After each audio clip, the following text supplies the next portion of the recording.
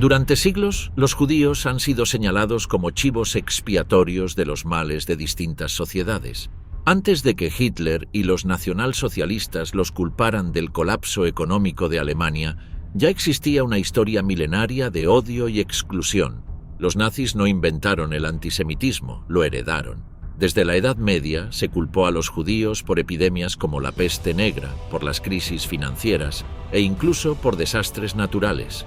Y mucho antes, en el corazón del mundo antiguo, los romanos ya los veían como una amenaza al orden imperial, no por sus armas ni por sus ejércitos, sino por su fe inquebrantable en un solo Dios.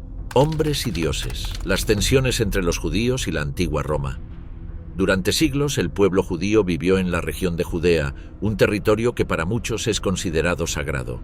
A finales del siglo II a.C., Judea se convirtió en un foco de tensiones geopolíticas, primero bajo dominio del Imperio Seleucida y luego, con la expansión de Roma hacia el este, bajo control directo de la República y más tarde del Imperio Romano. Desde el inicio, las relaciones entre los judíos y Roma estuvieron marcadas por una tensión profunda, basada no solo en lo político, sino en lo cultural y espiritual. El judaísmo era una religión monoteísta que rendía culto exclusivo a un solo Dios. Esto contrastaba fuertemente con el politeísmo romano, que promovía la veneración de numerosos dioses y diosas, así como del emperador como figura divina. Los romanos, por lo general, eran tolerantes con los cultos locales, siempre y cuando no pusieran en duda la autoridad del imperio ni interfirieran en su gobernanza. Pero el caso judío era distinto. No se trataba simplemente de una religión, sino de una cosmovisión que organizaba la vida política, ética y social de toda la comunidad. Las tensiones se agudizaron cuando Roma convirtió a Judea en provincia romana en el año 6 después de Cristo, después de la caída de la dinastía Asmonea. La figura de Herodes el Grande, rey cliente de Roma, ya había generado fuertes controversias internas, pero tras su muerte la ocupación directa por parte de un prefecto romano trajo consigo una serie de provocaciones. El cobro de impuestos, la presencia de símbolos romanos en Jerusalén, incluyendo estandartes con imágenes imperiales, y la corrupción de los funcionarios exacerbaron el resentimiento local. En este contexto, varios movimientos mesiánicos comenzaron a surgir entre los judíos. El concepto del Mesías, una figura liberadora prometida por la tradición judía, se volvió un símbolo de resistencia contra Roma. Uno de los casos más notables fue el de Jesús de Nazaret, cuya ejecución por crucifixión, ordenada por el prefecto Poncio Pilato, fue resultado tanto de las tensiones internas dentro del judaísmo como de las presiones romanas por mantener el orden. La resistencia tomó un rumbo más violento a partir del año 66 después de Cristo, cuando estalló la Primera Guerra Judeo-Romana. Fue una revuelta masiva, impulsada por el hartazgo popular ante los abusos de los procuradores romanos, pero también por una creciente convicción religiosa de que era posible expulsar al invasor. En un primer momento, los rebeldes lograron tomar Jerusalén y por un tiempo pareció que Roma perdería el control. Pero en el año 70, el general Tito, hijo del emperador Vespasiano, retomó la ciudad en una brutal campaña militar que culminó con la destrucción del Segundo Templo. Este evento marcó un punto de quiebre no solo político, sino espiritual. El Templo de Jerusalén era el corazón del judaísmo. Su destrucción no solo supuso una catástrofe material, sino también simbólica. El centro del mundo judío quedaba reducido a ruinas. Muchos vieron en ello una humillación definitiva, y miles fueron asesinados o vendidos como esclavos. Las monedas romanas posteriores celebraban la victoria con la inscripción Judea capta, Judea conquistada, acompañada de una imagen de una mujer judía encadenada. Pero el conflicto no terminó ahí.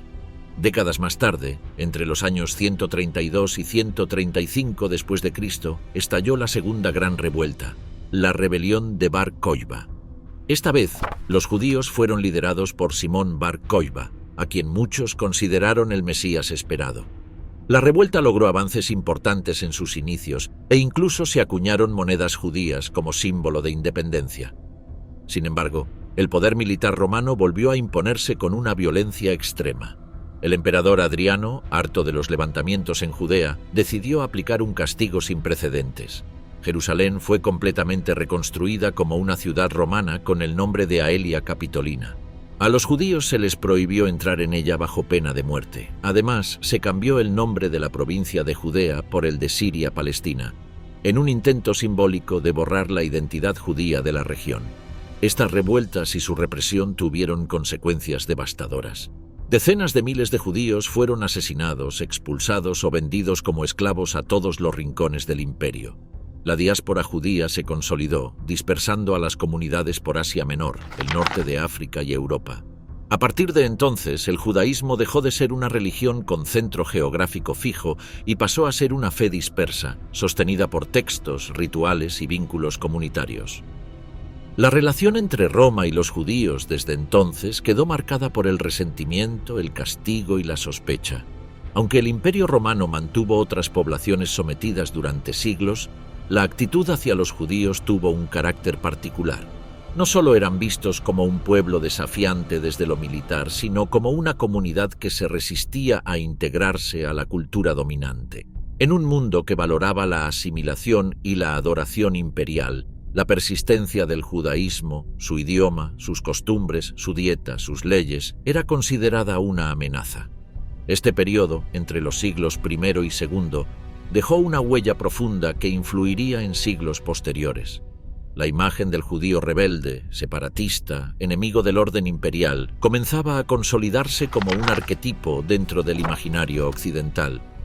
Aunque la hostilidad romana fue en buena parte una respuesta a desafíos políticos y religiosos concretos, con el tiempo fue dando lugar a una visión cultural más amplia que ya no se basaba únicamente en conflictos puntuales, sino en prejuicios persistentes. El antisemitismo, como se lo conoce hoy, no había nacido aún, pero los cimientos estaban echados. La idea de que el pueblo judío era distinto, difícil de gobernar, incapaz de integrarse al orden imperial y merecedor de sospecha o castigo, comenzó a cristalizar en estos años. Era el inicio de una narrativa que, aunque con distintas formas, atravesaría el tiempo hasta alcanzar proporciones trágicas siglos después. Una nueva fe, la caída de Roma y el auge del cristianismo. Tras la destrucción del Segundo Templo y la expulsión masiva del pueblo judío de Jerusalén, el Imperio Romano entró en una etapa de consolidación territorial. Pero internamente, el panorama espiritual comenzó a transformarse. A medida que avanzaba el siglo I y se adentraba el segundo, una nueva fe, nacida precisamente en suelo judío, comenzaba a extenderse silenciosamente: el cristianismo. El cristianismo primitivo surgió como un movimiento judío mesiánico. Sus primeros seguidores, incluyendo a los apóstoles, eran judíos que creían que Jesús de Nazaret era el Mesías prometido en las escrituras hebreas. Durante las primeras décadas, la línea divisoria entre judaísmo y cristianismo era borrosa. Compartían muchas costumbres, textos y visiones del mundo. De hecho, en varias sinagogas del imperio convivían comunidades que aún no se definían con claridad como separadas. Sin embargo, a medida que pasaron los años, esta relación se fue fracturando. Uno de los principales detonantes fue la decisión de muchos cristianos de abrir la fe a los gentiles, es decir, a los no judíos. Esta apertura implicaba renunciar a prácticas fundamentales del judaísmo, como la circuncisión, las leyes dietéticas o el estricto cumplimiento del sábat. Para los judíos ortodoxos, esto era una desviación inaceptable. El apóstol Pablo, en particular, fue una figura central en esta separación. Aunque él mismo era judío fariseo, predicó activamente entre los gentiles y defendió la idea de que la salvación no requería seguir la ley mosaica, sino simplemente tener fe en Cristo. Esta visión universalista del cristianismo chocaba frontalmente con la identidad judía basada en el pacto exclusivo con Dios y en el cumplimiento de los mandamientos. Lo que comenzó como una diferencia doctrinal fue adquiriendo un tono más hostil. En algunos textos del Nuevo Testamento, escritos ya varias décadas después de la muerte de Jesús, se encuentran referencias que reflejan esta tensión. En el Evangelio de Juan, por ejemplo, los judíos aparecen a menudo como opositores de Jesús, incluso como responsables de su muerte. Esta narrativa, aunque nacida de una disputa interna entre grupos, se convertiría siglos después en una de las bases ideológicas del antisemitismo cristiano. Mientras tanto, el Imperio Romano miraba con creciente desconfianza tanto al judaísmo como al cristianismo.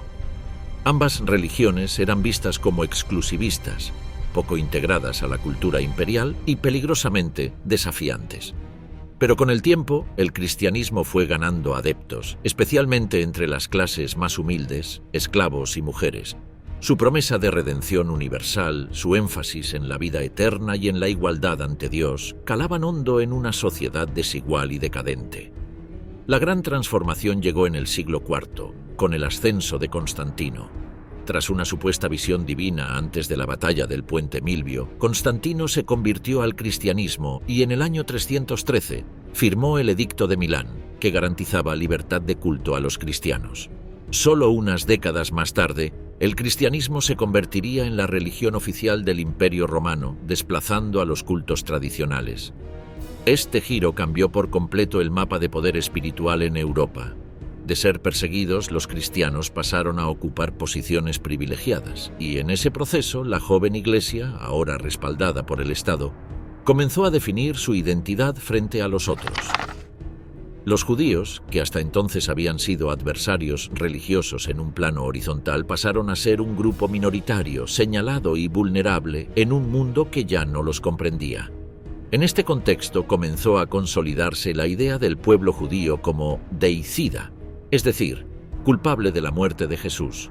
Aunque históricamente fue Roma quien lo ejecutó, esta acusación se sostuvo con fuerza durante siglos. Se trataba de una lectura teológica que interpretaba la destrucción del Segundo Templo y la dispersión como castigos divinos por no haber reconocido al Mesías.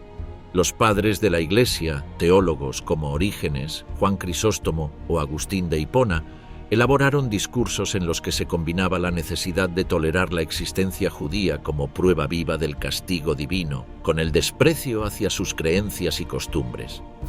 En palabras de Juan Crisóstomo, uno de los más influyentes predicadores del siglo IV, los judíos no son dignos de indulgencia ni de perdón, habitan como en un teatro de la infamia. Aunque estas afirmaciones reflejan el pensamiento de su época, sus efectos fueron duraderos. La Iglesia, en lugar de proteger a los judíos como una comunidad antigua y respetable, los fue relegando a una posición de marginalidad y sospecha. A medida que el cristianismo se expandía por el territorio europeo, la cultura dominante se fue impregnando de estos prejuicios. Los judíos eran tolerados, pero nunca completamente aceptados. Se les permitía vivir, pero bajo condiciones que los diferenciaban del resto. Se los obligaba a pagar impuestos especiales, a vivir en barrios separados, a llevar ropas distintivas. En muchos casos, no se los dejaba participar de la vida pública, ni ocupar cargos de poder. A pesar de todo, muchas comunidades judías lograron prosperar, adaptarse y resistir. Conservaron su lengua, sus libros, sus festividades. La vida en la diáspora fue, durante siglos, una combinación de resistencia silenciosa y vulnerabilidad constante. Los judíos vivían sabiendo que el clima podía cambiar con rapidez, que un rumor, una acusación falsa o un cambio de rey podía poner sus vidas en riesgo. El cristianismo triunfante no solo heredó parte del resentimiento romano hacia los judíos, sino que lo transformó en una narrativa teológica. En vez de considerarlos simplemente como un pueblo extranjero, se los presentó como los que traicionaron el plan divino. Esta mirada, repetida desde los púlpitos durante generaciones, fue sembrando una hostilidad que no respondía a hechos concretos, sino a una construcción simbólica. Así, la separación entre cristianos y judíos, que al principio fue una divergencia interna dentro del judaísmo, se convirtió en una fractura profunda. Y con el tiempo, esa fractura se volvió persecución. La violencia sistemática contra los judíos no había comenzado aún en su forma más brutal, pero las semillas del prejuicio ya estaban echadas. El fin del Imperio Romano de Occidente, en el año 476, no trajo alivio. Al contrario, los reinos cristianos que surgieron tras su caída continuaron esa herencia, ahora sin el contrapeso de un poder central. El antisemitismo dejó de ser solo una cuestión religiosa para ir tomando formas sociales, legales y políticas, pero eso será tema del próximo capítulo. El imperio caído, la persecución a judíos y las prohibiciones durante Constantinopla. Cuando el Imperio Romano de Occidente cayó en el año 476, la historia del antisemitismo no se interrumpió, solo cambió de forma. Mientras Europa occidental se fragmentaba en reinos germánicos, el Imperio Romano de Oriente, conocido como Imperio Bizantino, consolidó su poder en torno a su nueva capital, Constantinopla. Allí, bajo el estandarte del cristianismo ortodoxo, se desarrollaron nuevas formas de discriminación y represión hacia las comunidades judías. Constantinopla era una ciudad magnífica. Fundada por Constantino sobre las ruinas de Bizancio, estaba llamada a ser la Nueva Roma, el centro político, religioso y cultural de un imperio que perduraría por casi 1000 años. Pero también fue el escenario donde se institucionalizó por primera vez una política religiosa profundamente excluyente hacia los judíos, liderada por la Iglesia Ortodoxa Oriental y validada por el poder imperial. Desde los primeros siglos, los emperadores bizantinos comenzaron a emitir edictos que restringían la vida judía. Uno de los más significativos fue el del emperador Teodosio II en el siglo V, quien prohibió a los judíos construir nuevas sinagogas o reparar las existentes. También les prohibió ocupar cargos públicos, enseñar a cristianos o realizar conversiones. Estos decretos no surgieron en el vacío. Fueron impulsados y justificados desde el obispado, que ya consideraba a los judíos no solo como herejes, sino como enemigos de la fe. En este punto, el discurso religioso ya se había asentado en un paradigma que sería recurrente durante siglos. Los judíos eran considerados culpables eternos de la muerte de Cristo, y su presencia entre los cristianos debía servir como ejemplo vivo de su supuesta maldición. No se les debía exterminar, eso era teológicamente inaceptable, pero sí mantenerlos en humillación, subordinación y desprestigio. Esta lógica permitía la coexistencia forzada, pero también legitimaba la marginación sistemática. Un ejemplo claro de esta mentalidad se encuentra en las homilías de San Juan Crisóstomo, arzobispo de Constantinopla a finales del siglo IV. Sus sermones eran incendiarios. Acusaba a los judíos de ser asesinos de Cristo, bestias y demonios. Aunque estos discursos buscaban en parte evitar que los cristianos asistieran a festividades judías, algo que de cualquier manera sucedía con frecuencia en la práctica, sus palabras alimentaron un imaginario colectivo de odio que perduró mucho más allá de su tiempo. La presión del clero sobre el poder político se intensificó a lo largo de los siglos. Los obispos no solo ejercían influencia espiritual, sino que se transformaron en figuras de poder territorial. Controlaban ciudades, organizaban ejércitos, dictaban leyes y en muchos casos instigaban directamente la violencia contra los judíos. Bajo el manto de la pureza doctrinal, se justificaban agresiones físicas, saqueos de sinagogas, conversiones forzadas y confiscación de bienes. Uno de los episodios más ilustrativos fue la destrucción de sinagogas en diversas ciudades del imperio, como en Antioquía, durante el siglo VI, bajo el emperador Justiniano I. Este emperador, recordado por su famoso Corpus Iuris Civilis, también fue responsable de endurecer las leyes contra los judíos. Les prohibió leer la Torá en hebreo, obligándolos a hacerlo en griego, les cerró escuelas rabínicas y promovió campañas de conversión bajo amenaza de pérdida de derechos civiles. La figura del emperador bizantino era una mezcla de autoridad política y teológica. Era visto como representante de Dios en la tierra, lo que hacía que su voluntad fuera considerada también voluntad divina. Por lo tanto, las decisiones imperiales en materia religiosa se aplicaban con rigurosidad y con un respaldo ideológico profundo. Para los judíos esto significaba vivir en un sistema que no los consideraba ciudadanos plenos, sino sujetos tolerados bajo condiciones. El problema se agravó con las conversiones forzadas. Aunque el cristianismo, en teoría, debía basarse en la libre aceptación de la fe, en la práctica, muchos judíos eran obligados a bautizarse. Y si bien algunos aceptaban como forma de sobrevivencia, otros resistían, a menudo pagando con el exilio, la cárcel o la muerte. Incluso quienes se convertían no siempre eran aceptados como verdaderos cristianos. Se los vigilaba, se dudaba de su fe, y muchas veces se los seguía llamando judeoconversos. Además de la represión estatal, las tensiones sociales eran constantes. El cristianismo ortodoxo promovía la idea de una unidad espiritual en la que todo lo no cristiano era sospechoso. En ese entorno, los judíos eran fácilmente convertidos en chivos expiatorios cada vez que ocurría una crisis económica, una hambruna o una epidemia. La violencia espontánea, como linchamientos o quema de casas, era rara vez castigada, y muchas veces incluso alentada por el clero local. A pesar de todo esto, las comunidades judías encontraron formas de adaptarse. En ciudades como Tesalónica, Esmirna o Alejandría mantuvieron redes comerciales, estudiaron en secreto, preservaron sus costumbres. El judaísmo bizantino desarrolló características propias, influenciado por la lengua griega y la liturgia cristiana, pero siempre bajo el peso de la vigilancia y la inferioridad legal. Lo que se vivía en Constantinopla y sus provincias no era un antisemitismo moderno en el sentido racial. Era un odio teológico, institucional, profundamente ligado a la visión del mundo cristiana medieval. Pero sus consecuencias eran reales: exclusión, empobrecimiento, persecución. Este tipo de antisemitismo no estaba reservado al ámbito bizantino, aunque en formas distintas se replicaba también en Occidente, donde el catolicismo latino seguía un camino similar.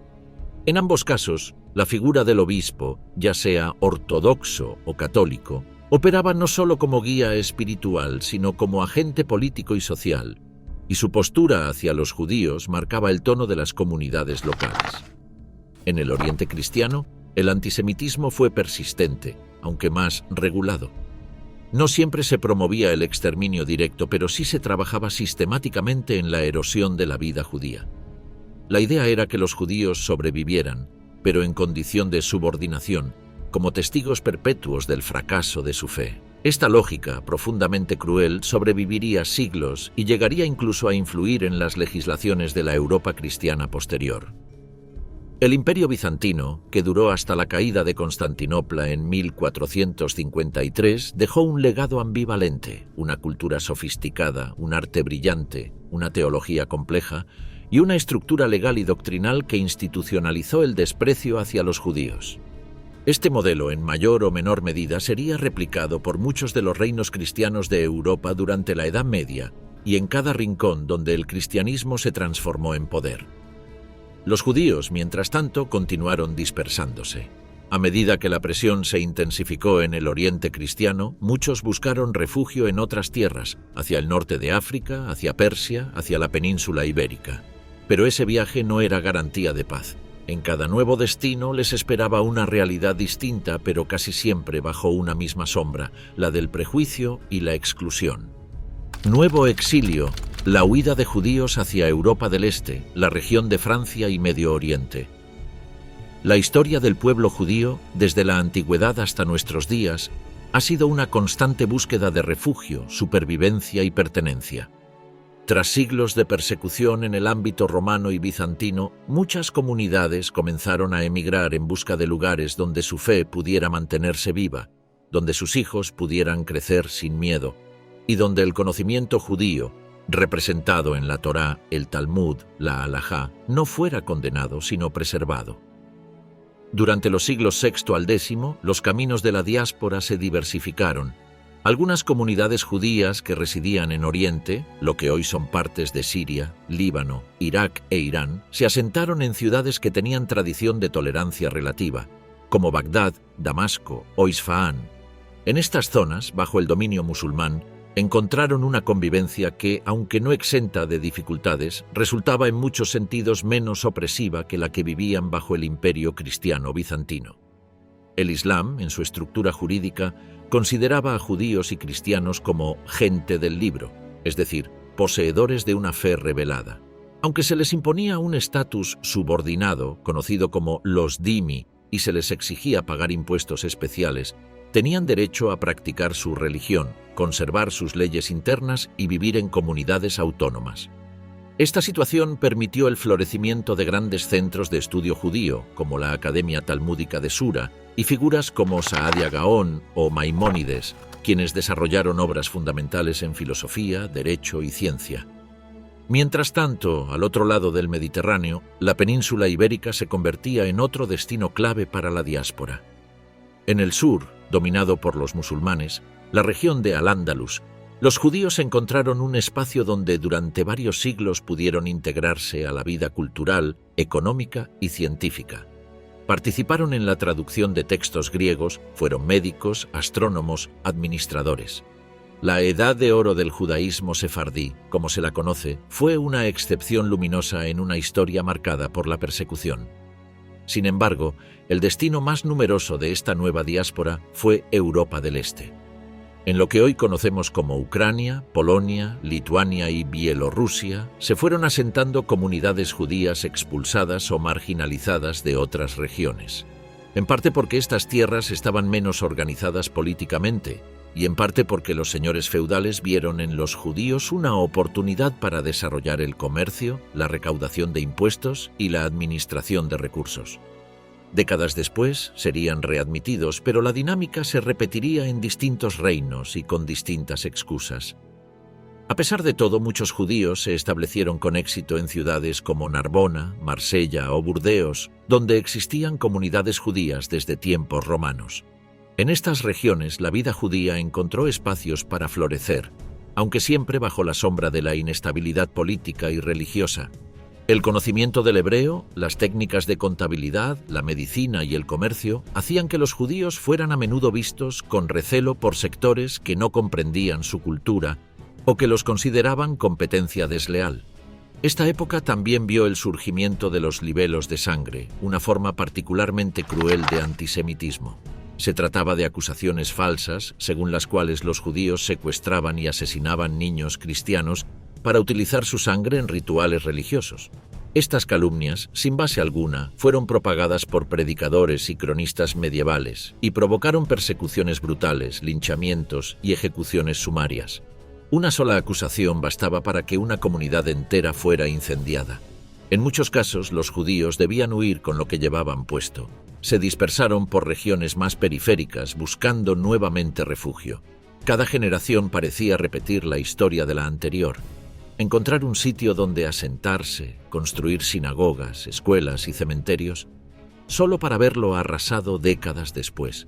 A pesar de todo esto, el legado cultural que los judíos dejaron en Europa del Este y en regiones como Francia o el Medio Oriente fue profundo. No solo contribuyeron al desarrollo económico y cultural de muchas ciudades, sino que preservaron una tradición religiosa milenaria frente a la hostilidad constante. Su música, su literatura, su pensamiento filosófico y rabínico sobrevivieron incluso en condiciones adversas. Cada migración dejaba una marca. Los libros escritos en España llegaban a Constantinopla. Las canciones del norte de África se entonaban en el Danubio.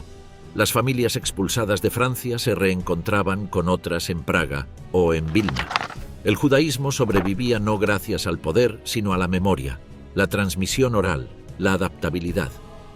En un mundo que cambiaba a menudo de amo, de ley, de lengua, el pueblo judío mantenía lo suyo como un hilo invisible que lo unía a su pasado y le daba sentido a su presente. Ese hilo, sin embargo, no lo protegía del odio. En los siglos venideros la hostilidad se intensificaría. Las cruzadas, las epidemias, las guerras religiosas. Cada crisis en Europa sería una nueva excusa para señalar al judío como responsable de todo mal. Pero por ahora, en esta etapa de huida y reconstrucción, lo que predominaba era la esperanza de encontrar, en algún rincón de Europa o del mundo musulmán, un lugar donde simplemente se pudiera vivir. Las cruzadas, la disputa por Jerusalén entre árabes, judíos y católicos. A finales del siglo XI, Europa vivía una efervescencia espiritual y política que desencadenaría una de las épocas más violentas para el pueblo judío, las cruzadas. Lo que en el papel fue presentado como una empresa sagrada para liberar los lugares santos del cristianismo en manos de los musulmanes, en la práctica se transformó también en una masacre de judíos en Europa y en Medio Oriente. La cruz, símbolo de redención, se volvió una espada. Todo comenzó con el llamado del Papa Urbano II en el año 1095, durante el Concilio de Clermont. En un contexto de conflicto entre el cristianismo occidental y oriental y con la amenaza musulmana creciendo en Tierra Santa, el pontífice instó a los cristianos europeos a tomar las armas y emprender una peregrinación armada hacia Jerusalén. Lo que prometía indulgencia total de los pecados se convirtió en una cruzada de fe, pero también de sangre. Antes de llegar siquiera a Tierra Santa, los cruzados comenzaron sus campañas de violencia dentro de Europa. En las regiones del Rin, como Maguncia, Worms y Speyer, la actual Alemania, miles de judíos fueron atacados, asesinados o forzados a convertirse al cristianismo. Se trató de una de las primeras masacres antijudías de carácter organizado en Europa occidental. Las justificaciones eran religiosas, pero también económicas. Muchos cruzados estaban endeudados con prestamistas judíos. Matar a sus acreedores, destruir registros y saquear sus hogares se volvió una manera sencilla de financiar la expedición divina. En Maguncia, por ejemplo, cerca de 1000 judíos fueron asesinados en mayo de 1096. En algunos casos, las propias autoridades eclesiásticas intentaron detener las matanzas sin éxito. La furia popular, alimentada por siglos de prejuicios, era imparable. Los cronistas cristianos de la época relatan estas matanzas con cierta admiración, pero las crónicas judías, como la Crónica de los Justos de Worms, describen escenas de familias enteras que prefirieron el suicidio antes que la conversión forzada. Hombres que degollaban a sus propios hijos para evitarles la humillación. Madres que se arrojaban al fuego abrazadas a sus bebés. La fidelidad a la fe, incluso frente a la muerte, se convirtió en el único consuelo. Finalmente, los cruzados llegaron a Tierra Santa, pero allí la violencia no disminuyó. Cuando Jerusalén fue tomada en 1099, el ejército cristiano ejecutó una masacre brutal contra la población musulmana y también contra los judíos. Se estima que toda la comunidad judía de Jerusalén fue exterminada en pocos días. Muchos fueron quemados vivos dentro de sus sinagogas. No hubo distinción entre fe ni edad. Niños, rabinos, comerciantes, todos fueron considerados enemigos. Esta conquista marcó un nuevo punto de inflexión en la historia de la ciudad sagrada. Jerusalén, centro de la espiritualidad judía desde tiempos bíblicos, se convirtió ahora en un trofeo de guerra para la cristiandad. Los musulmanes, que habían controlado la ciudad desde el siglo VII, fueron expulsados, y los judíos, que habían vivido bajo el yugo musulmán pero con cierta tolerancia, fueron eliminados físicamente. La ciudad santa se volvió campo de batalla, símbolo de disputa eterna entre religiones que compartían mucho más de lo que querían admitir. Durante casi un siglo, Jerusalén permaneció bajo control cristiano. La fundación del Reino de Jerusalén fue vista en Europa como una señal del favor divino, pero para los musulmanes de la región y también para las comunidades judías sobrevivientes en ciudades cercanas como Hebrón o Tiberíades, fue una tragedia que marcó el inicio de siglos de conflicto.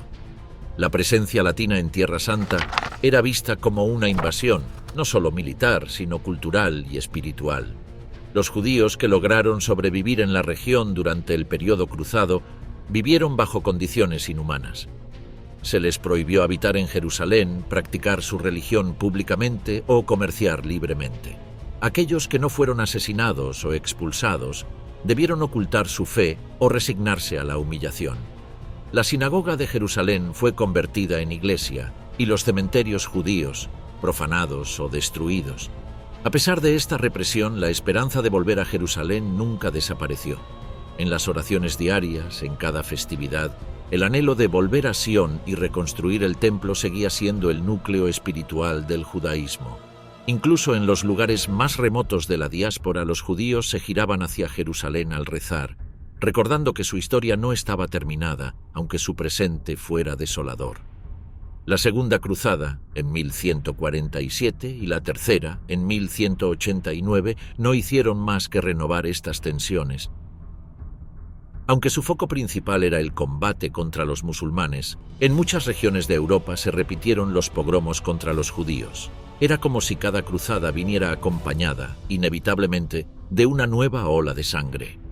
Pero los musulmanes no permanecerían pasivos. En 1187, el sultán Saladino reconquistó Jerusalén tras derrotar a las fuerzas cristianas en la batalla de los Cuernos de Hattin. A diferencia de lo que habían hecho los cruzados, Saladino permitió que los judíos regresaran a la ciudad. Bajo su gobierno, aunque con restricciones, se restauró la presencia judía en Tierra Santa. La comunidad volvió a tener sinagogas, escuelas, cementerios. La ciudad volvía a ser plural, aunque bajo control islámico. Sin embargo, el conflicto por Jerusalén ya se había instalado como una cuestión global. No era solo una ciudad, era un símbolo. Para los cristianos, el lugar donde Cristo había sido crucificado y resucitado. Para los judíos, el corazón espiritual de su pueblo y la promesa de redención. Para los musulmanes, el lugar desde donde Mahoma había ascendido al cielo y uno de los 3 centros sagrados del Islam. 3 religiones, una ciudad, infinitas heridas. Las cruzadas, lejos de ser una excepción en la historia europea, marcaron una pauta. La religión se volvió excusa para justificar el saqueo, la violencia y la exclusión, y el antisemitismo, ya presente en sermones y leyes, adquirió una nueva dimensión, la del exterminio justificado por la fe. En ese marco, los judíos no eran vistos como seres humanos, sino como obstáculos en la lucha por la verdad divina. A nivel simbólico, la cruzada sirvió para consolidar una imagen del judío como enemigo eterno, tanto en Europa como en Tierra Santa. Un enemigo que había que expulsar, convertir o eliminar. Esta narrativa sería repetida con variaciones durante siglos, en expulsiones, inquisiciones, guetos, pogromos, hasta llegar a los campos de exterminio del siglo XX. Pero incluso en los tiempos más oscuros la vida judía persistió. En Jerusalén, en Safed, en El Cairo o en Toledo. En cada rincón donde una familia encendía las velas del Shabbat, donde un rabino copiaba a mano el Talmud, donde un niño aprendía a recitar el Shema, la historia del pueblo judío se reescribía una vez más. La otra peste, el antisemitismo durante las grandes plagas del siglo XIV y la masacre de 1349. El siglo XIV fue un tiempo de oscuridad en Europa. Una era marcada por el colapso económico, el hambre, la guerra y sobre todo por una tragedia sanitaria sin precedentes, la peste negra. Entre 1347 y 1351, esta enfermedad devastó el continente. Se estima que un tercio de la población europea, unos 25 millones de personas, murió en menos de 5 años. Era imposible comprender su origen, su rapidez, su crueldad. Y en ese vacío de conocimiento, el miedo se convirtió en terreno fértil para el odio. La peste no discriminaba, mataba nobles y campesinos, religiosos y laicos, niños y ancianos. Pero cuando el horror se volvió insoportable, el ser humano hizo lo que ha hecho tantas veces en la historia, buscar culpables, y el chivo expiatorio más antiguo de Europa, una vez más, fue el pueblo judío. Desde los primeros brotes de la peste en Italia, se comenzaron a difundir rumores de que los judíos eran responsables de la enfermedad. ¿Cómo? Envenenando pozos de agua, según se decía. Esta acusación, completamente infundada, se propagó con una velocidad comparable a la de la propia plaga, y en su recorrido fue generando pánico, linchamientos y matanzas masivas en decenas de ciudades y pueblos. ¿Por qué los judíos? Porque ya eran diferentes. Porque hablaban otro idioma, rezaban a otro Dios, vivían en barrios separados. Porque estaban marcados por siglos de leyes, imágenes y discursos que los señalaban como herejes, traidores, asesinos de Cristo. La acusación del envenenamiento de pozos era la culminación de siglos de prejuicio acumulado. Bastaba que un niño muriera repentinamente, que un brote apareciera en un barrio cristiano para que la muchedumbre se volviera contra los judíos del lugar. Los pogromos, es decir, las matanzas antijudías, se desataron con furia. En Basilea, Suiza, la comunidad entera fue arrestada. Más de 600 hombres, mujeres y niños fueron encerrados en un edificio de madera que luego fue incendiado. Nadie salió con vida. La ciudad, además, prohibió la presencia de judíos durante más de 2 siglos. En Estrasburgo, donde aún no había llegado la peste, los rumores bastaron. El 14 de febrero de 1349, más de 900 judíos fueron quemados vivos en la plaza pública. En Colonia, Mainz, Erfurt, Worms, Frankfurt y decenas de otras ciudades del Sacro Imperio Romano Germánico, la escena se repitió con variaciones. Las sinagogas fueron saqueadas, los rollos de la Torá quemados, los cementerios profanados. Muchas comunidades fueron exterminadas por completo. Algunas personas intentaron resistir, otras huyeron o se suicidaron antes de caer en manos de la turba. No había juicio, ni ley, ni protección. En algunos casos, las autoridades locales intentaron frenar la violencia. Algunas ciudades emitieron decretos para proteger a sus comunidades judías, recordando que no había evidencia alguna de su participación en la expansión de la peste. Incluso el Papa Clemente VI publicó 2 bulas papales condenando los ataques y recordando que la enfermedad era natural, no obra humana. Pero sus palabras llegaron tarde o fueron ignoradas por completo. El hecho de que en algunas regiones las comunidades judías parecieran sufrir menos contagios solo alimentó el mito. Pero la explicación era mucho más sencilla. Los judíos, por costumbre religiosa, se lavaban las manos regularmente, seguían normas dietéticas y de higiene y muchas veces vivían en barrios cerrados que limitaban el contacto con el exterior. Esas prácticas, lejos de protegerlos, se volvieron sospechosas. La masacre de 1349 marcó un punto de inflexión en la historia del antisemitismo medieval. Ya no se trataba solo de discriminación legal ni de hostilidad simbólica. Era un exterminio físico, masivo, organizado. Y lo más grave es que pudo ser posible solo con la participación o la complicidad de los propios vecinos. Gente que compartía la calle, el mercado, la lengua. Personas que hasta el día anterior compraban pan en la misma tienda, ahora quemaban vivos a quienes consideraban responsables de un castigo divino. En términos históricos, esta oleada de violencia tuvo consecuencias irreparables. Decenas de comunidades judías en el corazón de Europa fueron borradas del mapa. El judaísmo centroeuropeo entró en crisis. Muchos sobrevivientes huyeron hacia el este, buscando refugio en Polonia y Lituania, donde los reyes Jagellón y Casimiro III ofrecieron protección a cambio de servicios comerciales y administrativos. Así comenzó una migración masiva que cambiaría el mapa de la diáspora. Esta huida hacia el este convirtió a Europa Oriental en el nuevo epicentro del judaísmo ashkenazí. Allí, durante siglos, se desarrollaría una vida judía vibrante, con centros de estudio, música, literatura y misticismo. Pero también con nuevos peligros, porque el odio que había estallado con la peste no desapareció. Solo cambió de forma, de lugar y de excusa. La peste negra dejó cicatrices profundas, no solo en la demografía europea, sino en su conciencia colectiva. Muchos sobrevivientes creyeron que habían vivido el fin del mundo. El trauma fue tan grande que se necesitó una narrativa, una explicación, y para una Europa cristiana acostumbrada a ver al judío como el otro, esa explicación fue fácil de encontrar.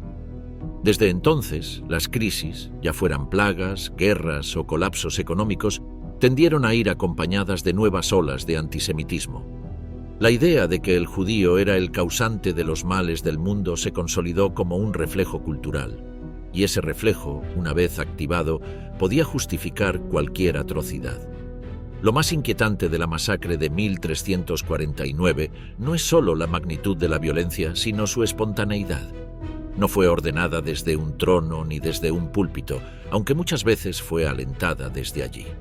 Fue popular, fue vecinal, fue el producto de siglos de prejuicio, legitimado por una cultura entera.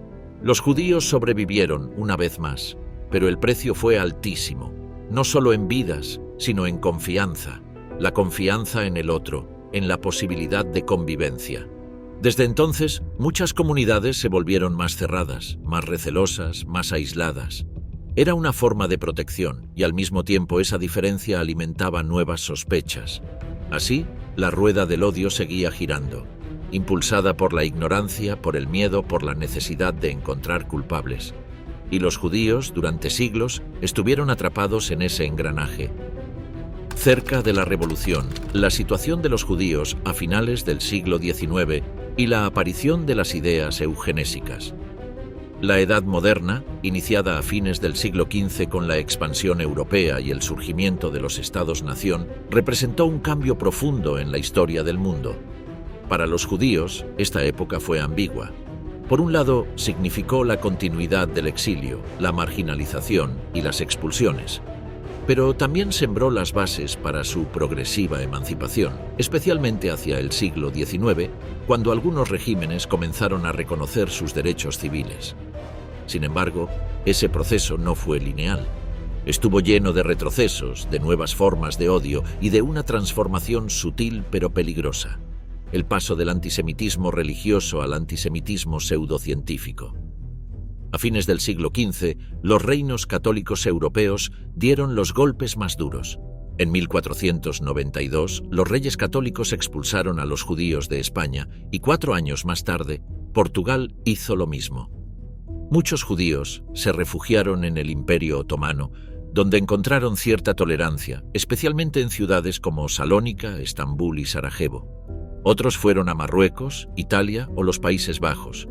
Así nacieron los judíos sefardíes, descendientes de los expulsados de la península ibérica, que desarrollaron una identidad propia, con lengua, tradiciones y ritos particulares. En paralelo, Europa central y oriental seguía siendo un refugio complejo. Polonia-Lituania ofrecía relativa libertad religiosa, y en sus ciudades florecieron comunidades judías que daban lugar a una vida intelectual intensa, con yeshivot, escuelas rabínicas, sinagogas y una red comercial robusta.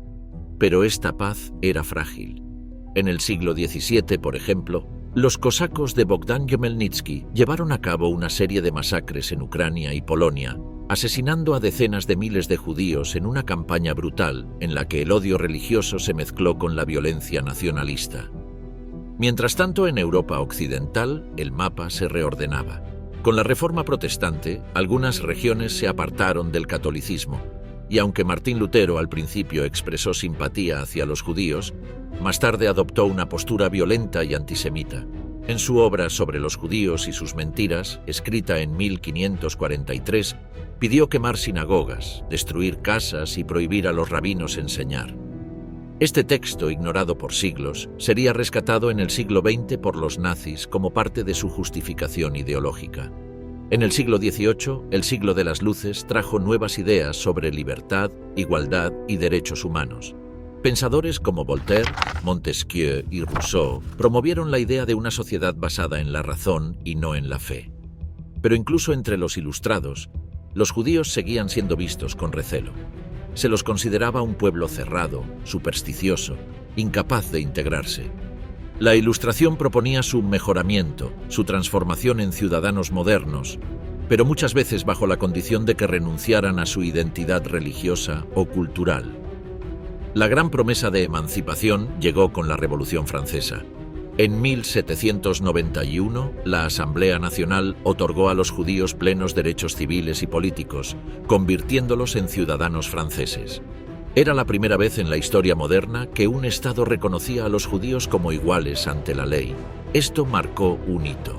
Pronto, otros países comenzaron a imitar ese modelo, al menos en teoría. Durante el siglo XIX, especialmente en Europa occidental, los judíos comenzaron a integrarse en la vida pública. Algunos se convirtieron en banqueros influyentes, médicos, abogados, profesores. En Alemania y Austria, las universidades abrieron sus puertas. En Francia, el judaísmo fue reorganizado como una religión reconocida por el Estado, al igual que el catolicismo o el protestantismo. Era el nacimiento del judaísmo reformista, una corriente que buscaba adaptar las prácticas tradicionales a la vida moderna. Pero esta integración, aunque real, generó nuevos resentimientos. En muchas ciudades, la presencia de judíos en profesiones liberales, en la prensa o en el comercio, fue vista como una amenaza por sectores conservadores y nacionalistas. El antisemitismo ya no se expresaba tanto en términos religiosos, sino como una cuestión de influencia desmedida, de penetración en el poder económico. La idea del judío como enemigo interno comenzó a tomar forma. A esto se sumó un fenómeno aún más siniestro, la aparición del racismo científico y las ideas eugenésicas. En el contexto del darwinismo social y el auge de las teorías biológicas del siglo XIX, surgieron pseudociencias que intentaban clasificar a las razas humanas y jerarquizarlas. Se hablaba de razas superiores e inferiores, de pureza de sangre, de características físicas vinculadas al carácter moral. Y en este esquema, los judíos fueron convertidos en una raza aparte. Autores como Arthur de Gobineau, Houston Stuart Chamberlain y otros ideólogos nacionalistas alemanes comenzaron a hablar de la degeneración de Europa por la mezcla con razas no arias. El antisemitismo dejaba de ser una cuestión de creencias, ahora era biológica. Aunque un judío se convirtiera al cristianismo, aunque adoptara el idioma y las costumbres del país donde vivía, seguía siendo judío por sangre. Esta lógica se alejaba de la religión y abría la puerta a lo que más adelante se convertiría en el racismo genocida del siglo XX. El caso Dreyfus en Francia, en 1894, reveló hasta qué punto el antisemitismo moderno estaba enraizado. Alfred Dreyfus, un oficial judío del ejército francés, fue acusado falsamente de traición. El escándalo dividió al país entero y, aunque finalmente fue exonerado, el proceso mostró el poder de los discursos antisemitas en los círculos militares, políticos y mediáticos. Fue en este contexto que Theodor Herzl, periodista judío austríaco que cubría el juicio, concluyó que la asimilación no era suficiente, que los judíos, aún integrados, seguirían siendo vistos como extraños y que la única solución era la creación de un Estado judío. La idea del sionismo político nacía así, en medio de un siglo de promesas de igualdad que se estrellaban contra la realidad de un antisemitismo renovado. Herzl no estaba solo. A finales del siglo XIX, en Europa Oriental, millones de judíos vivían en condiciones de extrema pobreza, bajo gobiernos que toleraban o incluso promovían pogromos periódicos. Rusia, en particular, vivía bajo un régimen abiertamente antisemita, donde los judíos eran forzados a vivir en zonas delimitadas, con acceso restringido a la educación y bajo vigilancia policial constante. Miles de familias judías comenzaron a emigrar. Entre 1880 y 1920, más de 2 millones de judíos huyeron hacia Estados Unidos, buscando una vida mejor, lejos de la violencia y la discriminación. Al mismo tiempo, otros comenzaron a emigrar hacia Palestina, entonces bajo dominio otomano, comprando tierras, organizando colonias agrícolas, sentando las bases del futuro Estado de Israel. Tiempos modernos, antisemitismo en Europa, Estados Unidos y Latinoamérica a comienzos del siglo XX.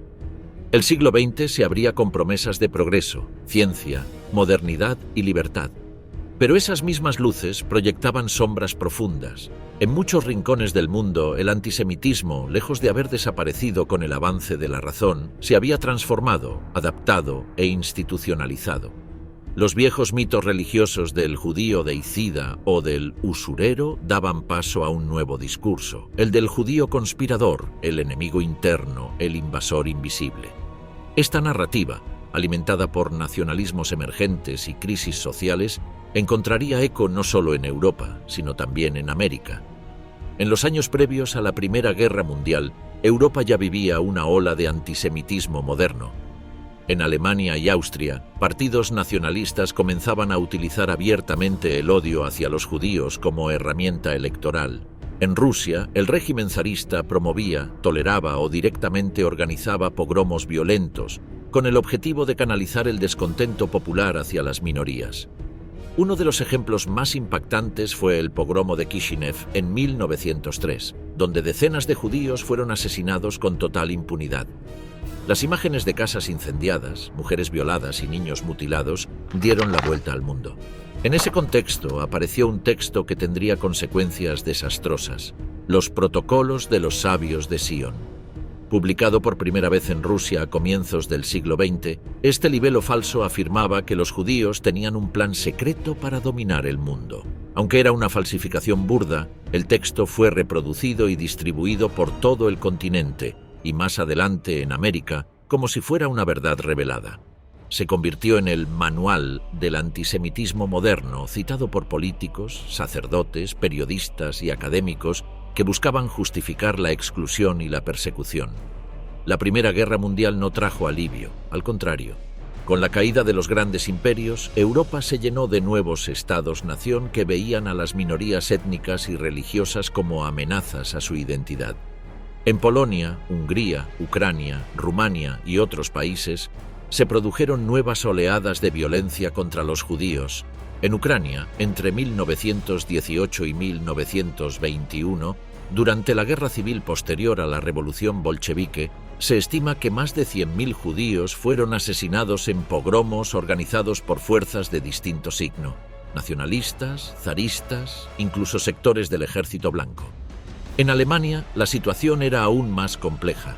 Tras perder la guerra, el país fue humillado por el Tratado de Versalles, golpeado por la inflación y fracturado por la inestabilidad política. En ese caldo de cultivo, comenzaron a difundirse teorías conspirativas según las cuales los judíos habían apuñalado por la espalda al país, facilitando la derrota. Se les acusaba de controlar la banca, el comercio, la prensa, el comunismo y el capitalismo al mismo tiempo. Era un odio irracional, pero eficaz, y encontraba tierra fértil en una población desesperada por encontrar culpables. Mientras tanto, en Estados Unidos, el antisemitismo adoptaba formas propias. A pesar de ser un país de inmigrantes, el crecimiento de la población judía, especialmente de origen ruso y polaco, generó tensiones sociales. En los años 20, organizaciones como el Ku Klux Klan comenzaron a dirigir su odio también contra los judíos, además de los afroamericanos y católicos. En muchas universidades de élite como Harvard o Yale, se implementaron cuotas invisibles para limitar el número de estudiantes judíos. Y en las zonas residenciales se aplicaban cláusulas que prohibían vender casas a familias judías.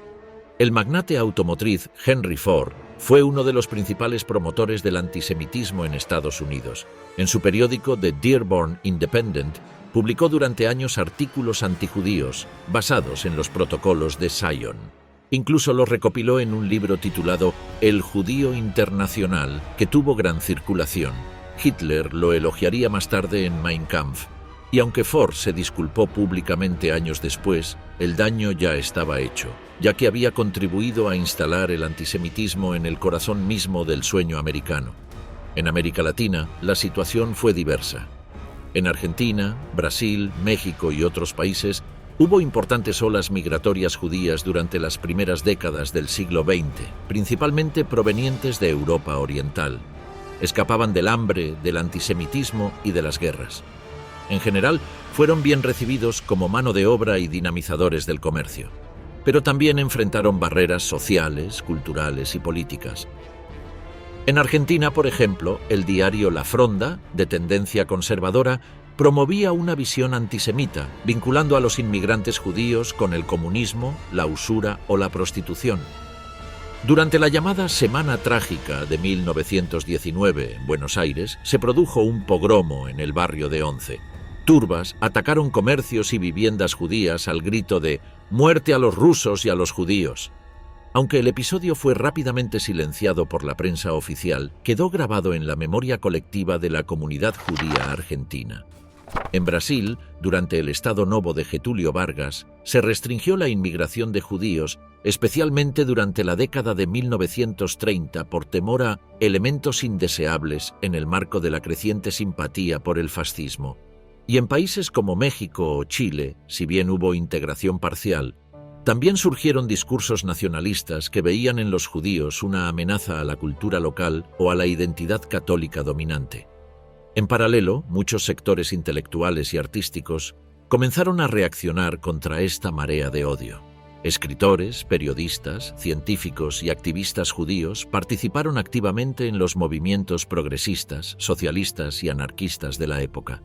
Desde los barrios obreros hasta las universidades, se organizaron asociaciones culturales, sindicatos, editoriales y periódicos en yiddish, hebreo o castellano.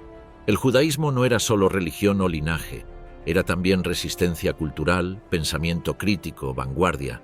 Para 1935, el mundo ya estaba peligrosamente inclinado hacia los extremos. En Italia, Mussolini consolidaba el fascismo. En Alemania, Hitler llevaba 2 años en el poder y comenzaba a implementar leyes que excluían a los judíos de la vida pública. En Francia se fortalecía la Acción Francesa, un movimiento nacionalista y antisemita. Y en Estados Unidos, la Gran Depresión alimentaba el discurso de líderes populistas que señalaban a banqueros judíos como culpables de la crisis. En este escenario, el antisemitismo ya no era un residuo medieval ni una superstición religiosa. Era un programa político. Una ideología moderna, con sus panfletos, sus emisoras de radio, sus editoriales, sus milicias, había dejado de ser un prejuicio para convertirse en una herramienta de poder. La Shoah, el auge del nazismo y el brutal Holocausto. Cuando Adolf Hitler llegó al poder en Alemania en enero de 1933, el antisemitismo ya estaba profundamente arraigado en la cultura europea, pero lo que antes eran prejuicios sociales, exclusiones legales o violencia episódica, se convirtió rápidamente en una política de Estado. Por primera vez en la historia moderna, un gobierno nacional organizaba la persecución de una minoría con métodos científicos, estructuras burocráticas y apoyo masivo. El antisemitismo dejaba de ser ideología y se transformaba en una maquinaria propagandística del poder. El antisemitismo nazi no fue improvisado. Hitler lo había articulado claramente en Mein Kampf, publicado en 1925.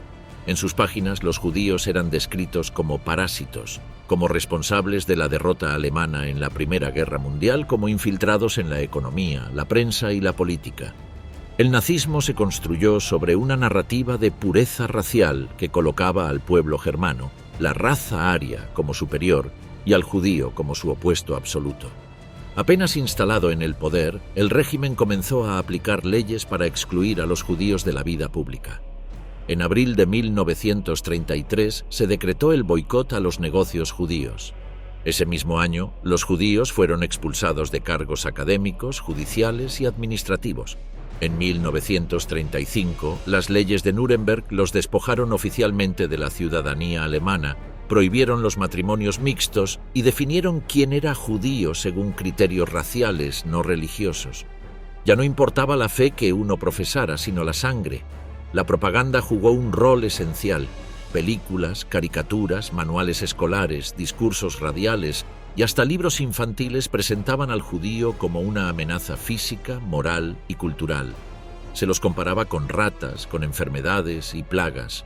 La prensa del régimen, como el infame semanario Der Stürmer, se encargaba de reforzar estos estereotipos cada semana. El antisemitismo se enseñaba, se celebraba, se institucionalizaba. Con la anexión de Austria en 1938, la persecución se intensificó. Y en noviembre de ese año, la Kristallnacht, la noche de los cristales rotos, marcó un antes y un después. Durante 2 días, escuadrones nazis y civiles alemanes destruyeron más de 1.400 sinagogas, saquearon miles de comercios y detuvieron a más de 30.000 judíos, que fueron enviados a campos de concentración. Las calles quedaron cubiertas de vidrios rotos, pero no eran solo cristales. Era el símbolo de una sociedad que se rompía, que dejaba atrás toda apariencia de legalidad. Con el inicio de la Segunda Guerra Mundial en 1939, la situación se volvió aún más brutal. La invasión de Polonia trajo bajo control nazi a más de 3 millones de judíos. Fueron obligados a vivir en guetos, barrios cerrados por muros, con vigilancia militar, hambre crónica y enfermedades. Ya fuera en Varsovia, Lodz o Cracovia, cada ciudad tenía su gueto. En algunos, la gente moría a razón de miles por mes.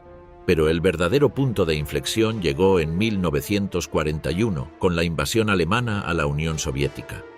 En el este, el régimen dejó atrás cualquier restricción. Comenzó la exterminación directa. Las Einsatzgruppen, unidades móviles de asesinato, recorrían pueblos y ciudades fusilando a comunidades judías enteras. En Babillar, cerca de Kiev, más de 33.000 personas fueron asesinadas en solo 2 días. Las víctimas cavaban sus propias fosas, luego eran ejecutadas. Este método, aunque eficaz para los objetivos del régimen, era considerado ineficiente y psicológicamente desgastante para los soldados. Así surgió la idea de un sistema industrial de muerte. En enero de 1942, altos funcionarios del Tercer Reich se reunieron en la conferencia de Wannsee, en las afueras de Berlín. Allí, bajo una aparente formalidad burocrática, se organizó lo que los nazis llamaron la solución final al problema judío: la deportación y exterminio sistemático de todos los judíos de Europa. Comenzó entonces la construcción y ampliación de los campos de exterminio. Auschwitz-Birkenau, Treblinka, Sobibor, Majdanek, Chelmno y Belzec. A diferencia de los campos de concentración, como Dachau y Buchenwald, estos eran centros diseñados exclusivamente para matar. Los trenes llegaban cargados de hombres, mujeres y niños. A muchos se les hacía creer que iban a ducharse. En realidad, entraban en cámaras de gas donde morían asfixiados con Zyklon B. Sus cuerpos fueron luego cremados. El proceso era brutalmente eficiente. En Auschwitz se podían asesinar hasta 6.000 personas por día. Los pocos prisioneros que quedaban vivos eran obligados a trabajar en la clasificación de ropa, en la recolección de dientes de oro, en la limpieza de los hornos. Era una lógica de deshumanización total. Cada individuo se convertía en número, en archivo, en humo. La complicidad del aparato estatal fue absoluta. Funcionarios, ingenieros, médicos, contadores, empresas privadas, todos participaron. Las compañías ferroviarias programaban los transportes, las empresas constructoras diseñaban los crematorios, los bancos gestionaban los bienes confiscados. La muerte era parte del sistema, un sistema frío, organizado, moderno. El Holocausto no fue solo un crimen contra los judíos, fue una traición a la idea misma de civilización. 6 millones de personas fueron asesinadas, 1,5 millones de ellos eran niños. Las comunidades judías de Polonia, Ucrania, Lituania, Hungría, Alemania, Checoslovaquia desaparecieron casi por completo. No quedaron familias, ni sinagogas, ni lenguas, solo ruinas. Y sin embargo, incluso en ese infierno hubo resistencia. Hombres y mujeres que, sin armas ni esperanzas, escribieron cartas, preservaron la memoria, ocultaron a otros, se rebelaron en los guetos o simplemente decidieron cantar el Kaddish en voz alta antes de morir. Cada acto de dignidad era una victoria contra el olvido. La guerra terminó en mayo de 1945. Los aliados liberaron los campos y descubrieron el horror. Los sobrevivientes eran esqueletos vivos. Las imágenes recorrieron el mundo. Nadie podía creerlo, pero había pasado. Y lo más doloroso era que no había ocurrido en secreto. Había sido visible, permitido, tolerado, durante años. El Holocausto cambió la historia de la humanidad. No solo por su magnitud, sino por su mensaje, que el odio puede volverse ley, que la indiferencia puede ser cómplice, que la modernidad no garantiza humanidad. Para los judíos significó una herida imposible de cerrar.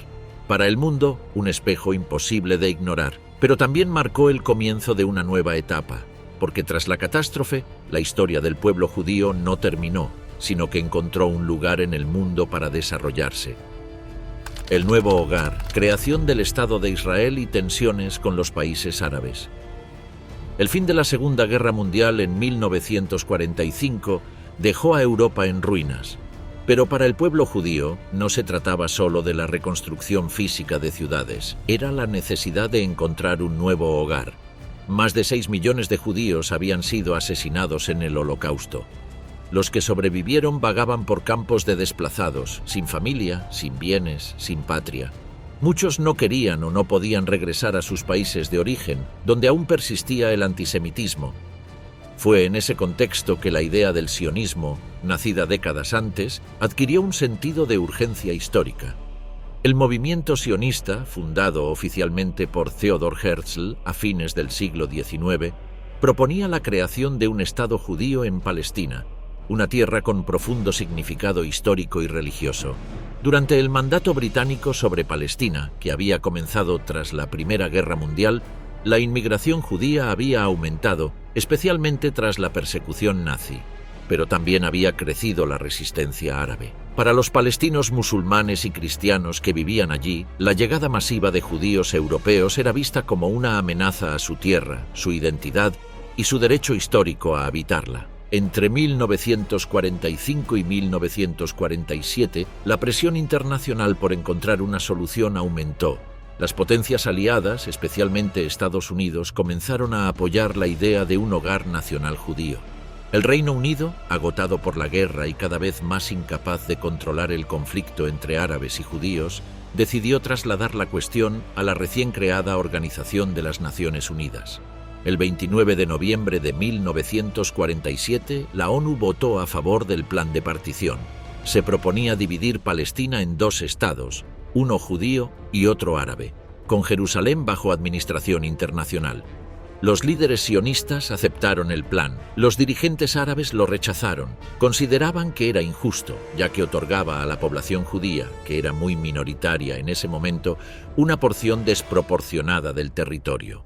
Las tensiones se convirtieron en violencia. Comenzó una guerra civil entre comunidades que ya vivían con desconfianza mutua. Los ataques, los asesinatos y las represalias fueron diarios. Y el 14 de mayo de 1948, un día antes de que expirara el mandato británico, David Ben-Gurión proclamó el nacimiento del Estado de Israel. La declaración fue recibida con júbilo por los judíos que habían sobrevivido al Holocausto y por miles de comunidades en la diáspora. Pero al día siguiente, 5 países árabes, Egipto, Jordania, Siria, Líbano e Irak, invadieron el nuevo Estado. Comenzaba así la primera guerra árabe-israelí. Contra todo pronóstico, Israel resistió y amplió incluso su territorio más allá de lo estipulado por la ONU. Para los israelíes fue una gesta heroica. Para los palestinos, una catástrofe. La Nakba, el desastre, que significó la expulsión o huida de más de 700.000 personas, muchas de las cuales jamás pudieron regresar. Desde ese momento, la historia del Estado de Israel ha estado marcada por dos grandes ejes: su consolidación como país y su conflicto con el mundo árabe. En pocos años, Israel recibió a cientos de miles de inmigrantes judíos provenientes de Europa Oriental, del norte de África, de Yemen, de Irak, de Argentina, de Etiopía. Se construyó un Estado moderno, con instituciones democráticas, un ejército poderoso y una economía que con el tiempo se volvió referente tecnológico mundial. Pero también se edificó en medio de una tensión constante con sus vecinos y con la población palestina que aún vivía y vive bajo ocupación o en condición de refugiada. La Guerra de los 6 Días, en 1967, fue otro punto de inflexión. Israel derrotó a varios ejércitos árabes en apenas una semana y ocupó territorios claves: la Franja de Gaza, Cisjordania, Jerusalén Este, los Altos del Golán y el Sinaí. Esta victoria, aunque celebrada dentro de Israel, marcó el inicio de la ocupación militar de millones de palestinos. Desde entonces, las tensiones no han cesado. En 1973, durante el Yom Kippur, Egipto y Siria lanzaron un ataque sorpresa contra Israel. Aunque fueron repelidos, el conflicto volvió a demostrar la fragilidad regional. Años después, con la mediación de Estados Unidos, Israel y Egipto firmaron la paz en 1979. Fue el primer acuerdo formal entre Israel y un país árabe, pero el conflicto palestino-israelí persistía. La OLP, Organización para la Liberación de Palestina, fundada en 1964, comenzó a ser reconocida internacionalmente como la voz del pueblo palestino. Sus métodos, que incluyeron atentados terroristas y secuestros, fueron condenados, pero su causa, el derecho a un Estado independiente, ganó fuerza. En 1987 estalló la primera Intifada, una rebelión popular en los territorios ocupados. En 1993, los acuerdos de Oslo entre Yasser Arafat y Yitzhak Rabin parecieron abrir una puerta a la paz, pero la esperanza duró poco. Los acuerdos se estancaron, Rabin fue asesinado por un extremista judío y el proceso se congeló. En 2005, Israel se retiró unilateralmente de la Franja de Gaza.